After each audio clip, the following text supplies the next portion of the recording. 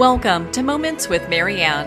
I'm so delighted we're spending this time here today. We have a very inspiring show coming right up with special guest, Jude Morrow, and he's here to share with us his new book, Why Does Daddy Always Look So Sad? Now, Jude was born in Northern Ireland, and he currently works as a social worker and a specialist in the care of older people and dementia care. He was diagnosed with Asperger's syndrome at 11 and lived many years in denial of his diagnosis. Jude is now an advocate for those living with autism spectrum disorders. He has one son, Ethan, who was born in 2013, and we're going to be sharing his debut book today, Why Does Daddy Always Look So Sad? So let's welcome to the show, Jude Morrow. Thank you, Marianne. I'm delighted to be here. Well, Jude, it's such an honor to have you here. Once I picked up your book, I could not put it down. You've done a fabulous job writing this. Oh, thanks very much. I've always loved reading and writing. Whenever I was younger, I couldn't communicate very well verbally, and I suppose I was able to read and write much, much quicker than I was able to speak and communicate with my peers and even family. So I think this is a craft that has been in the making for the last 29 years and 9 months. Well, you have such an inspiring style of writing. I have to ask you, because you really poured your heart into this, why did you decide now is the time to write this book? Well, I have always known that I have been different. I'm not like most others. I'm autistic, and I always have been from the moment I was born and will be until the day and hour I die. One evening I was at home, and this was last winter, and I knew that Ethan was picking up my son, who's now 6, is picking up that I'm maybe not quite like him. And he asks questions and, Daddy, why do you do this? Daddy, why do you like things in a certain order? Why do you like things to happen at certain times of the day? And I knew that Ethan would eventually ask more about that. So I thought that I would write something that would be easier to understand with open-ended kind of questions and with very kind of vague questioning. I seem to struggle. So what I wanted to do is I feel that I can communicate much more effectively in the written word in a lot of difficult situations. So what I decided to do was chronicle my story from my earliest years right up until he was perhaps 3 or 4, and the journey that I went on, because he's at school now. He's at a mainstream school. I was at a mainstream school, but I had a lot of support from classroom assistants and teachers, and I just wanted to do my story justice and for Ethan to have, for him to read about his father, who I am and where I came from. What an inspiring legacy to leave your son. So who else do you feel this book is for? Who else would benefit from reading this book? Well, whenever I was young, being autistic wasn't talked about very often. It's very mainstream now. It's in the public eye. It's in the public domain, much more than it's ever has been. And I think it's a testament that autistic people like me can grow to live happy and successful lives. My parents asked a lot of questions whenever I was young. How would Jude manage whenever he's at secondary school? Would Jude ever go to university? Would Jude be okay as an adult? Because even up until I was 13 or 14, Marianne, my parents weren't entirely confident that I would ever be capable of independent living. That's where I came from. And I suppose this book for autistic people, maybe in their teens, early teens, I wish there was something like this whenever I was a teenager, or a success story for someone who grew up, beat the odds, beat the poor misconceptions and mass misinformation that's out there, and came out happy on the other side. So I hope autistic teenagers or even young adults can read the book and think, well, if Jude Morrow grew to be okay, because I don't think anybody in the history of autism ever hated being autistic as much as I did as a teenager, knowing that I was different, being the eternal onlooker, unable to fit in with my peers. And I know a lot of people can resonate with that, and hopefully give them, their parents, families, caregivers, whoever it may be, teachers even, some hope for the future. Do you feel that your work will inspire other people with autism to start their journaling process and writing process as well? Absolutely. I think now there's a need for autistic voices more than ever. I think it's becoming awareness and acceptance are much more prevalent in today's world, although I will admit there is a long way to go. But on the good side is that there's a lot of autistic teenagers, especially that I meet and have met throughout my speaking tours and so on, that are so comfortable and confident at the fact that they're autistic. They see being autistic as a gift as opposed to a burden to be pitied, which is a message that I love to spread. On the other side of that, though, I don't harbor a lot of naivety. I know that a lot of autistic people will have varying levels of need, will have different life circumstances, and I suppose I can say from my own personal story that I'm reasonably lucky. But the theme does still stay the same, and that I hope it can inspire as many autistic people and their families as it can. Well, that's so beautiful. I mean, my goodness, there's so many voices that we need to include in the conversation, and having autistic writers join in is a very important piece.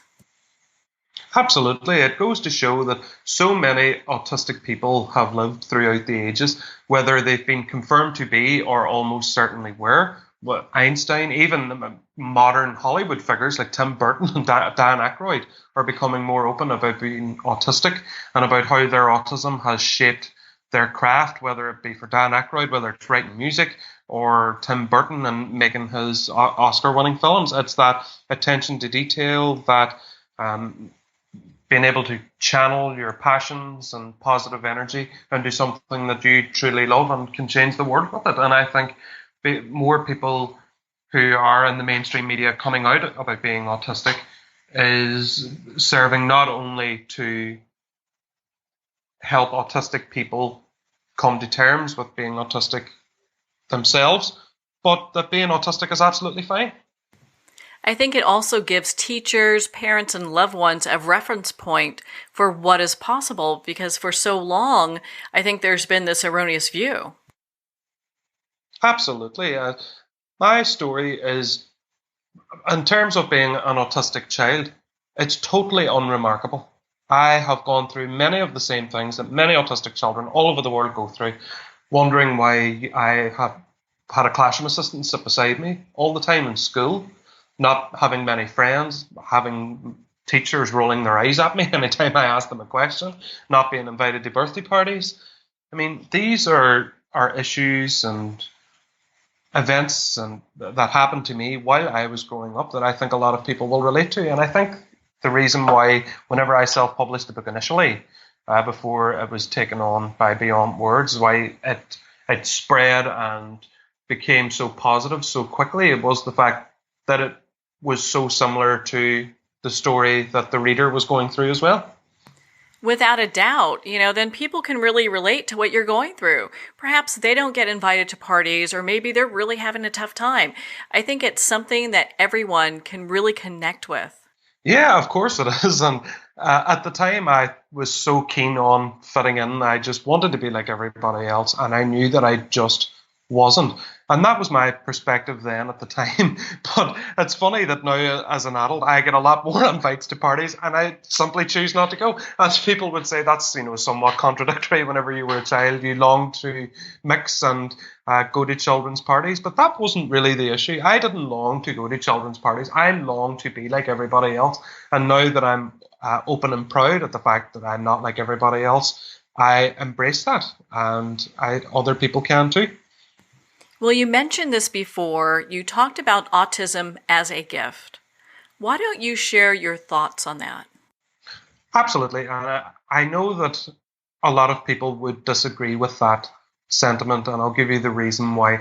I would be someone who would be labeled as Asperger's syndrome or high-functioning autism, as it was known then. Now it's all under the one spectrum of autism. I believe that being autistic is a gift because I can use my positive energy and passions and turn it into something that a lot of people can relate to, like my book. And a lot of people in history have been shown to be the same as well, kind of alluding to my earlier point, that some of the world's leading people in their respective fields have been either confirmed to be or almost certainly autistic. One misconception that I want to break down is that whilst I was labeled as high functioning autism. Whenever Ethan was coming along, before Ethan was born, I spent pretty much 7 months holed up in a room, Marianne. I wasn't functioning very highly at all. I didn't go out of the house very often.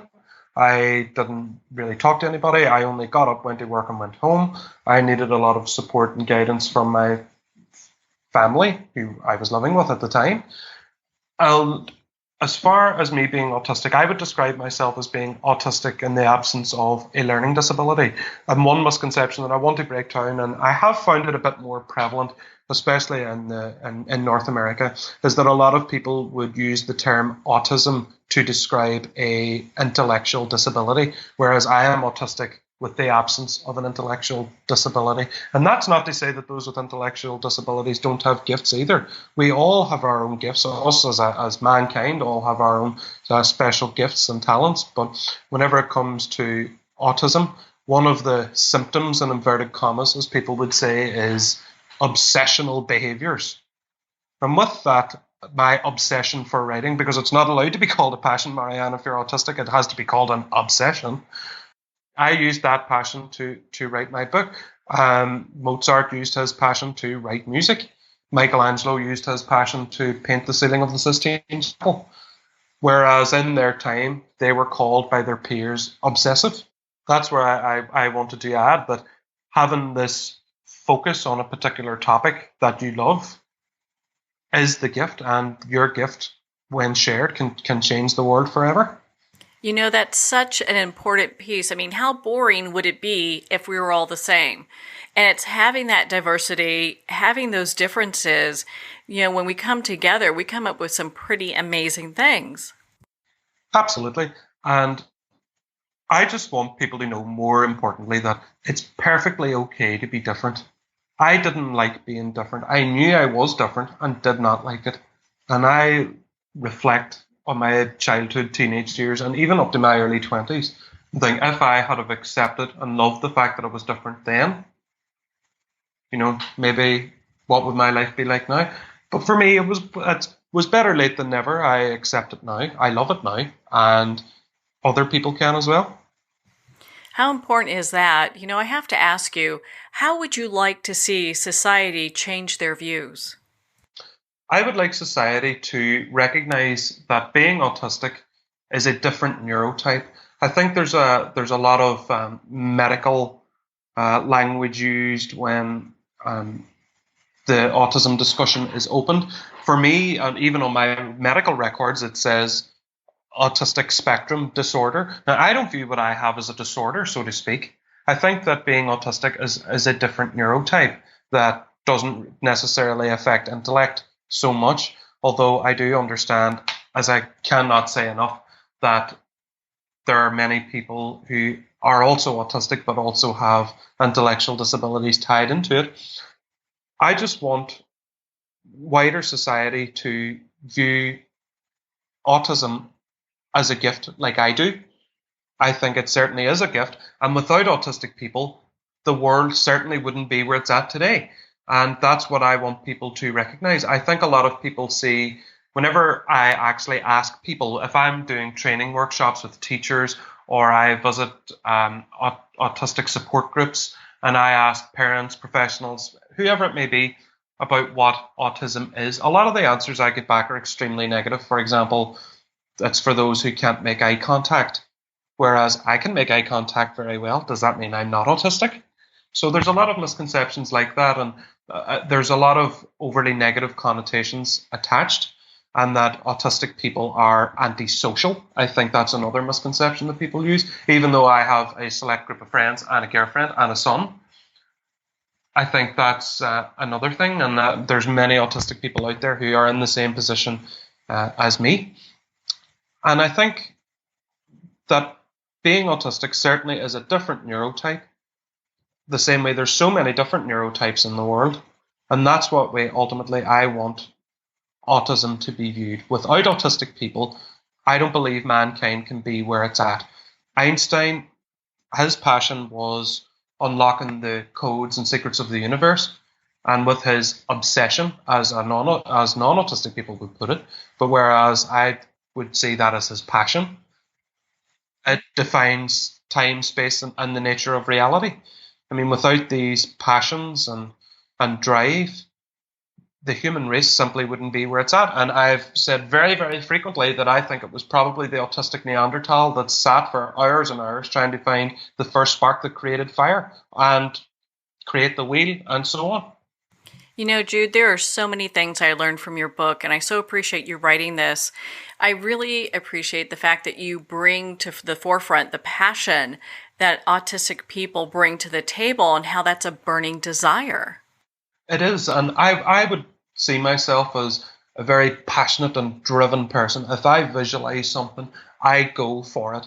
And that has had both positive and negative connotations. I wanted to have a book for my son, which I got, and I think sending out the autistic message is something that really has resonated, and I've sort of developed a new passion that has come out of the book, writing the book itself, is spreading the message, is being in front of as many people as I can to say that being autistic is okay, because I am autistic. I have been there. Whenever I meet children, teenagers, young people, their families, they get me because I've been there. And I get them because I once was them. So it really, there's a big and deep understanding there between me and other autistic people. And even whenever parents even ask me for advice, I can say I know what that feels like because I can still remember it.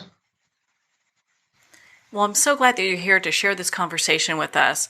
There are so many people that, before autism became this widely known diagnosis, there are so many people I grew up with that probably were autistic, and they didn't fall anywhere.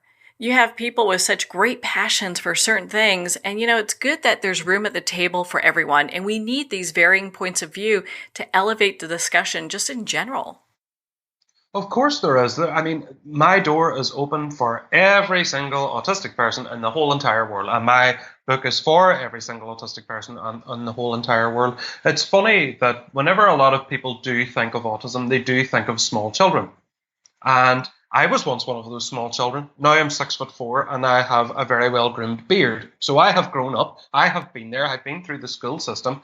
And when it comes to a stage when I'm in my 70s or 80s, should I be spared, I will still be autistic then. There have been many, many people I've met who have been diagnosed in adulthood, even up as far as nearly 90 years of age, that people have been diagnosed so late in life. And it just goes to show that autism isn't an affliction simply for children or a poor burden that children need to or should grow out of. I mean, we are autistic for our entire lives, and people can previously have been autistic the same way, like nobody can shake themselves of it. And even if I was offered a cure for being autistic, I almost certainly wouldn't take it, because I think with me as an autistic person, I wouldn't have got as far as I've gotten. I wouldn't have got the drive and ambition and passion that I have in my life without it. And I can't imagine my brain not being the way it is. I suppose channeling the autistic passion and energy is a bit like Spider-Man learning to spin webs. Whenever I say to small children that being autistic is a gift and they don't understand that, I explain it in terms of Spider-Man trying to spin webs, or Superman learning to fly. Don't know if Batman really applies, but the sentiment's there. I believe there'd be an argument about including Batman in that category. Yeah, for all the Batman lovers out there, because somebody actually did ask me at a live show, said, what about Batman? I think I snapped a little bit, and I said, well, Bruce Wayne had loads of money, so it's okay. He can learn to do anything incredibly quickly. We're not all as blessed as Batman, I'm sorry. But I think that's a good way to explain it to children. Like, being autistic, it's like a superpower that can only be channeled with the right acceptance, love, and maturity, of which I certainly didn't have until I was about 25, and I'm 29 now. So my newfound love for being autistic hasn't been a lifelong thing. Well, I would say your superpower is being autistic. I mean, how beautiful is that? And I have to ask you, when was the first time you realized that you were different than other kids? Well, whenever I was young, I always knew that I was different. There was no real autistic conversation back then. It became apparent to my parents whenever I was two, three, and four. I went to a couple of play groups that didn't meet my needs, and then I eventually was at a group for children with mixed abilities. If I had been born perhaps 10 years prior in 1980 instead of 1990 when I actually was born, the chances are I would have went to a special needs school despite having the IQ to go to a mainstream school. So I did go to a mainstream school and I had classroom assistants right the way up through school. At one stage, my classroom assistant and older sister in school were my only friends. I just couldn't really mix very well. I had a couple of people I would say I was acquainted with, but or that tolerated me, so to speak. And I always had that bitterness that I wasn't really like everybody, and that continued right the way through school. And I joined a youth group whenever I was 14. It wasn't an autistic specific youth group. It was a youth group that recognized that perhaps I wasn't like the other group members, and I was able to channel my passion and love for the group to achieve good outcomes like charitable funding and so on. And I became reasonably good at it, and I was really happy there. And because I mentioned all my social difficulties and so on, I did get better, and then I went to university, qualified as a social worker, and then whenever I was maybe in my early 20s, and bearing in mind, being autistic was not something that entered my mind. My parents didn't want to have a label assigned to me or anything, and didn't tell me. Um, Whether rightly or wrongly, I know many people have different views on that, but I was told in my maybe late teens, early 20s. And whenever I was a qualified social worker with my own car, my own house, I thought, well, being autistic, something I left behind. Whew, remember that phase? I was autistic. Ha! And then whenever I found out I was going to be a dad, and Ethan was coming along, a lot of the maybe traits and behaviors that I thought that I'd left behind in my childhood all of a sudden resurfaced. And in order to form a positive and happy relationship with my son, Ethan, who is not autistic, I had to go on a journey of self-acceptance to find happiness, and that's where I've been. And at the end of that journey, I had kept notepads and diaries throughout, and it was chronologized to the point where I had "Why does Daddy always look so sad?" and what the format that we have now. You know, Jude, your book was such a great and easy read, and it did a lot of educating. A lot of people feel that a common trait of autism is having these repetitive interests. Can you tell us a little bit more about that and what that's all about? Yes, it does, because narrow-minded and repetitive interests. I mean, I admit I have them. One of which is for cars. I am a big, big car fan, and another thing I love, which seems to be a common thing in the autistic community, and I can't work out why, is the Titanic. I absolutely love it. It was built 70 miles from my house. I love every part of it. I knew where everything was in the ship, and so on. But with me, I'm obsessed with the Titanic. If I wasn't autistic, I would be a Titanic expert. Do you see what I mean? Oh my goodness, I could so easily see you as a Titanic researcher. They're really getting into that right now, and I can totally see you doing that. Yeah. So that's something that does get to me. Like I wouldn't view myself as a narrow-minded or I have narrow interests. Um, but with those particular things, whenever I take an interest in something or someone, I have to know absolutely everything about it or them. It's like an addiction. It's like an addiction for knowledge. It's I like with especially with the Titanic. And funny, at a live show, somebody actually tried to be clever and asked me, "Oh, where was the barber shop on the Titanic?" And I said, "Haha, C deck beside the purser's office." So they were quite amazed that that that I knew that, but I knew that because I was obsessed. I didn't know that because I was passionate or interested or maybe an expert. I mean, I don't know. But that's, I mean, at what point does a passion or a hobby become an obsessive interest? I mean, but where really is the line? To me, it seems to be a bit blurred, but it seems to be a more societal thing that people think autistic people are obsessed with things as opposed to being experts in their fields that they're passionate about. Well, couldn't we use more people who are passionate about something? It seems like a lot of people have kind of lost that a little bit. So why don't you share with us your thoughts around humor and autistic people? See, another misconception, autistic people can have a sense of humor. See, because I mean, I'm a hoot now and again.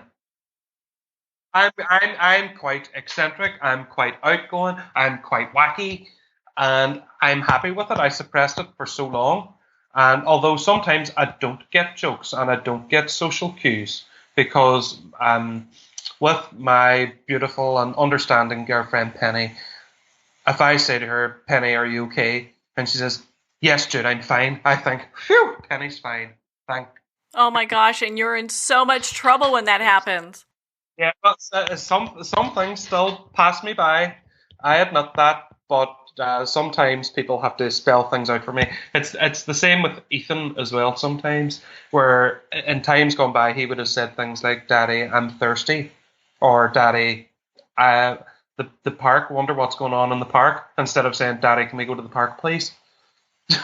He knows he has to communicate with me very differently. He has to be very direct with me to make sure that I get what he wants. And we laugh about it now and then. Sometimes it can sound very sharp. And I'm thinking, oh dear, I'm sorry. Oh my goodness. It sounds like Ethan really understands that there's a difference in the way that he communicates with you than anybody else.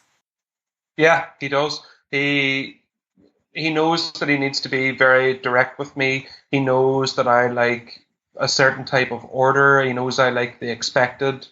And yeah, he knows what way to wind me up to because at the front door there's Daddy's work shoes, Daddy's running shoes, Ethan's football boots, Ethan, or cleats as they're known in the States, and he'll move one or two of them now and again and wait for my reaction.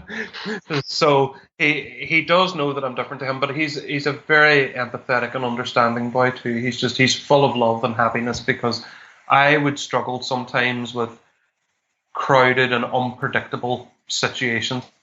Like children's play areas, I can struggle with. It's just a big sensory overload of the food, the smells of food, the sound of shoes squeaking off a lacquered floor, and children screaming and crying and so on.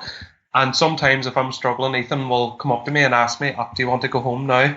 So he knows when I'm not too pleased in a situation and will try and steer me away from it, even though he's only 6. You know, what a beautiful insight and education Ethan is getting. Not everyone communicates the same way, and he's going to be an expert at this when he gets older.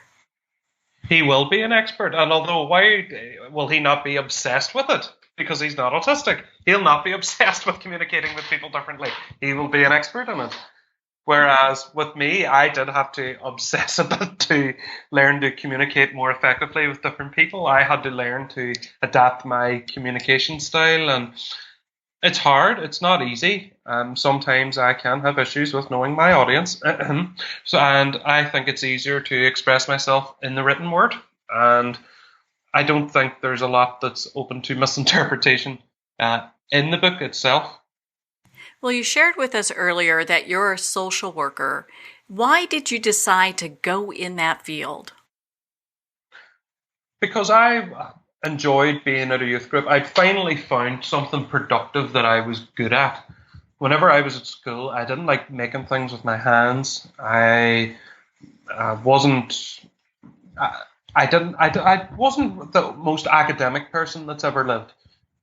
But whenever I applied myself and I found myself having a mutual goal with other people, I flourished. And even whenever people had problems or issues and People would come to me because of the logical way that my mind is. I can step back from the situation, assess it logically, and think, okay, this is what I'm going to do.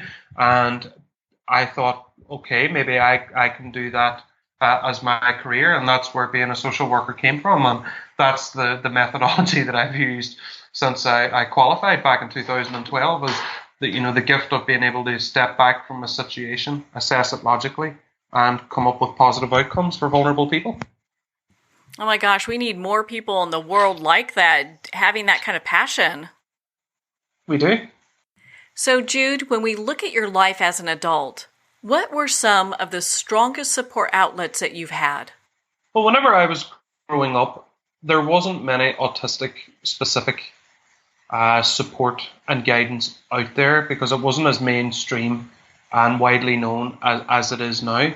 So I just had the patience and love and kindness of my family and friends that were able to understand that I was different without necessarily knowing exactly what label or diagnosis that I actually had.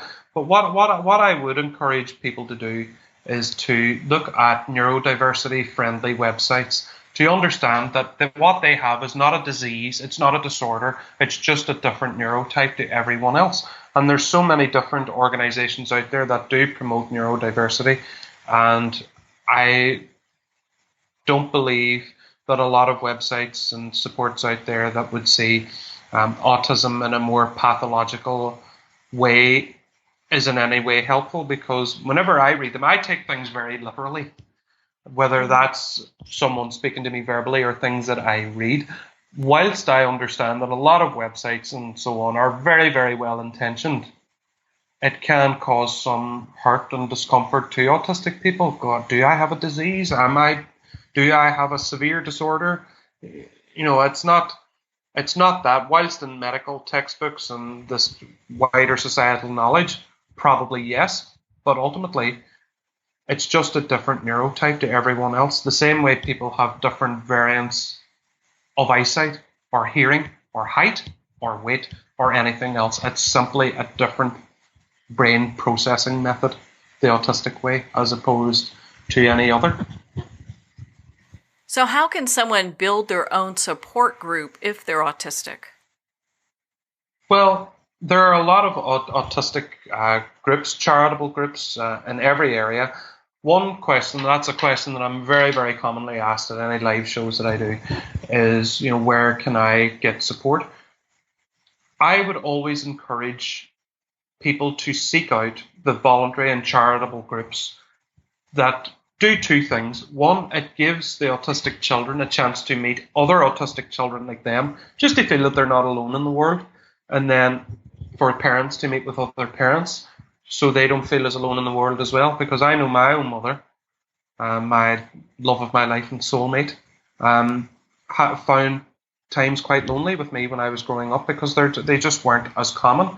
And as I grew up and became older, and she finds that she can relate to a lot of people and can relate to a lot of people's experiences, and a lot of people could have related to her experiences as well. So that's the first thing I would do. If people are concerned or believe that their child may be autistic, I can't say this enough. A diagnosis only seeks to confirm what a parent already knows, because I have never met anyone who has believed their child to be autistic and been completely wrong. And I have never encountered a voluntary or charitable group that has refused assistance, advice, care, and support because of a lack of a diagnosis. I have never encountered that, because a lot of people who are in those groups now were in the same position at one stage. I'm waiting on a diagnosis. What do I do? So it just goes to show that there's so many people out there in the same position, whether it's on social media or on the internet. Look up local groups applicable to you where children can meet children like them, and parents can meet parents going through the same things in life. Well, your book, Why Does Daddy Always Look So Sad, I thought was a great starting point for a lot of people. It gives them some really good resources in regards to how we view autism and how that conversation needs to change. Yeah, it does. And I think ultimately there's going to be a lot of people, and yeah, I have had this, that people, whenever they've read my book, they've thought perhaps they could be autistic themselves. And I'd said, okay, and I mean, and that's fine. And then, and months later, I was only too happy to welcome them to the club. So it may give some comfort. There may be people out there that maybe never had the label, as we discussed earlier, but know inside themselves that they feel different. And I hope that my book can help people to understand if they do feel different, and that it is completely okay, and the right people in your life will love and support you even if you are different. Now, isn't that the truth? My goodness, I am so glad that you got to share your book with us. Jude, where can our listeners connect with you, learn more about your book, and be part of your community? Absolutely. My social medias are, I have my Jude Morrow author page. It's just Jude Morrow author on Facebook. Feel free to message. I love talking to people. I love having conversations with people, and I would say that I am a proud black belt owner of responding to people. I love responding. I always do. My Instagram is at Jude Morrow, and my Twitter is at Jude Morrow 10. That's my Twitter. And by all means, email me as well. The email responses may be a little bit slower at judemorrowbooks@gmail.com. And my website is www.judemorrow.com, and that has all the newest information regarding the book release, which is in North America, 7th of April. It has all the pre-order information and even a contact sheet if anyone would like me to come and speak to their group or to their school conference event or whatever it may be. So I want to leave myself as available as I possibly can. And I love having the autistic conversation with people now because I spent so long not wanting to have it. So I suppose I'm making up for lost time. Well, I'm so glad we had this conversation, Jude, and please make up for lost time. This has been such a great discussion. Thank you so much for taking the time to be on the show with us here today. And thank you for having me, Marianne. Really, thank you so much. Well, thank you, Jude. It's been such an honor to spend this time with you, and of course, to talk about your new book, Why Does Daddy Always Look So Sad? Why Does Daddy Always Look So Sad is available on Amazon, Barnes & Noble, and select indie retailers. Again, if you'd like to connect with Jude, you can at judemorrow.com for more information. Well, we're at the end of our time today. I would like to thank everyone for tuning in. You're listening to Moments with Marianne. And remember, make every moment count.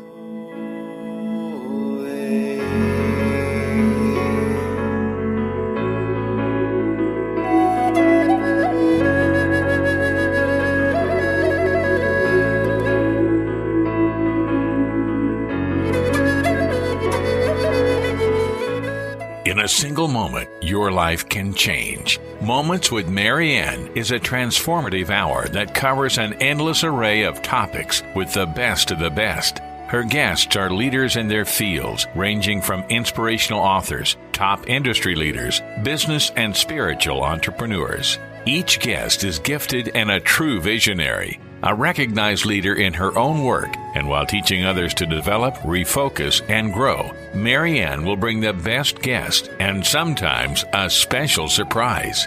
Don't miss this. You never know just what moment will change your life forever. Moments with Marianne airs every Friday and Saturday at 5 p.m. Pacific and 8 p.m. Eastern Time. Make sure to tune in and visit momentswithmarianne.com for more information.